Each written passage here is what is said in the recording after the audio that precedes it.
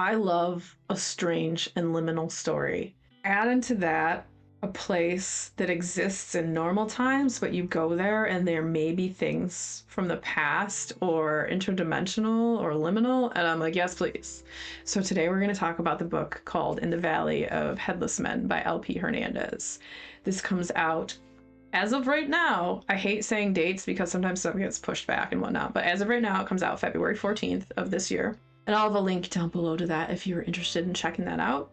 So this book follows the story of this man named Joseph and his brother Oscar. And in the beginning, their mother has just passed away. And they're half brothers, two different dads. Joseph's dad was always kind of an absent father who didn't really show up much for his son. And Oscar, his father, was horrible and beat him and was a real POS.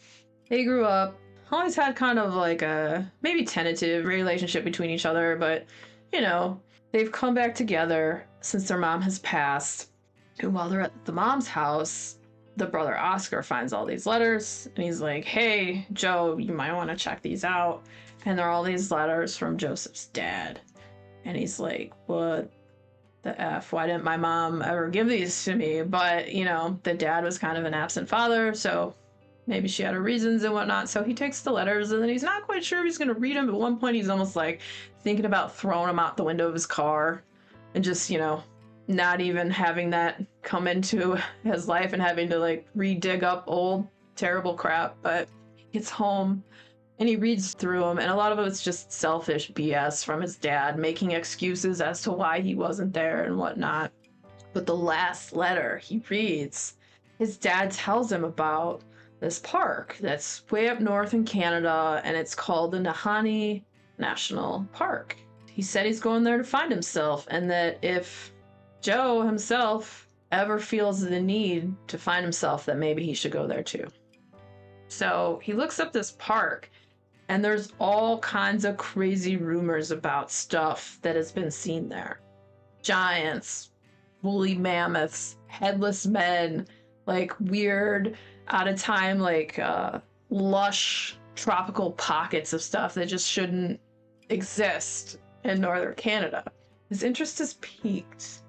And he tells his brother about this when they come back to the mom's because they're, you know, gonna sort through stuff and then eventually sell the house. And first they gotta clean it out and all that. So he tells him about this letter. And his brother's like, well, so are we going or what? Because, you know, sounds like a time where we can make up for lost time. And, you know, we're the only family we've got now. So why don't we just go? And so he's like, yeah, why not? What the heck? What else has he got to lose? You know, him and his wife had just ended their relationship. He starts talking to this girl who he had been one of his best friends in prior life. Her name's Jillian. They had gone through some stuff. She kind of just like invites herself to go along, and he's like, okay. So she ends up coming too. So they fly into this one town in Canada. His brother sets up everything. People have all these weird stories about it. And when they get there, he's like, so Joe goes to his brother, he's like, all right, cool. When do we fly into the actual park? And he's like, well, I gotta talk to a guy. And he's like, what do you mean you gotta talk to a guy? He's like, well, it's off season, and so we gotta kind of find someone who will take us there. And so Joe's like, okay, well, we spent all this money and we're just gonna hang out in a hotel maybe the whole time. Who knows? So his brother talks to a guy, Pilot Bob.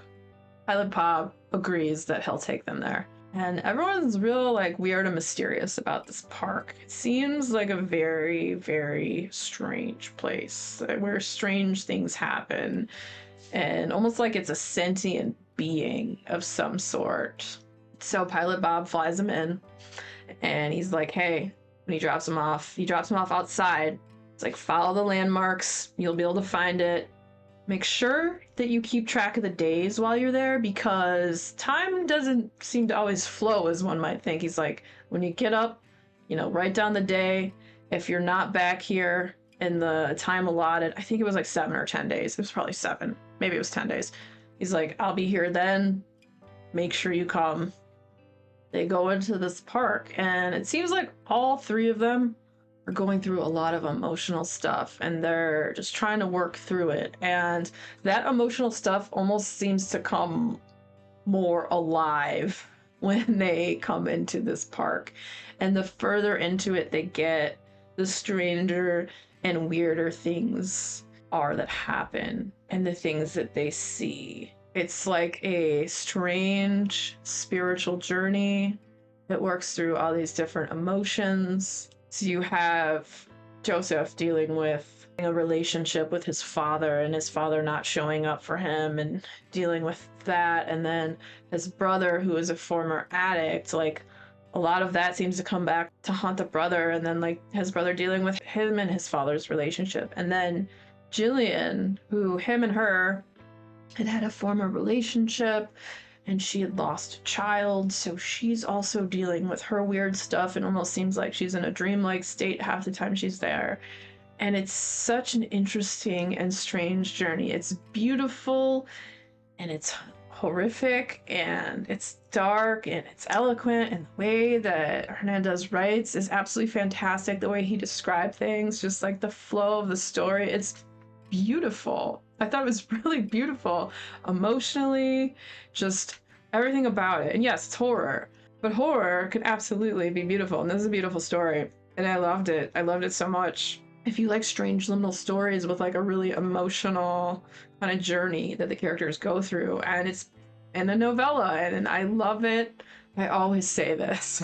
I love it when an author can pack so much emotion and so much heart and soul into like a small novella. It's such a beautiful thing. And this book, cannot recommend enough. It's so freaking good. Hop, skip, jump, run. Go get it. Go get it. Read it. Let me know what you think when you do. Like I said, February 14th, this book will be out. Give yourself a lovely present for Valentine's Day. I don't know. Do we need reasons to get books? Maybe. Maybe. I don't know. The reason is it's good. So if you're a fan of indie horror, the next video coming up will be about another indie horror. So stick around, check it out. And if you had fun hanging out today, hit that subscribe button and come back, see me again, and we'll talk about more bookish things and weird stuff.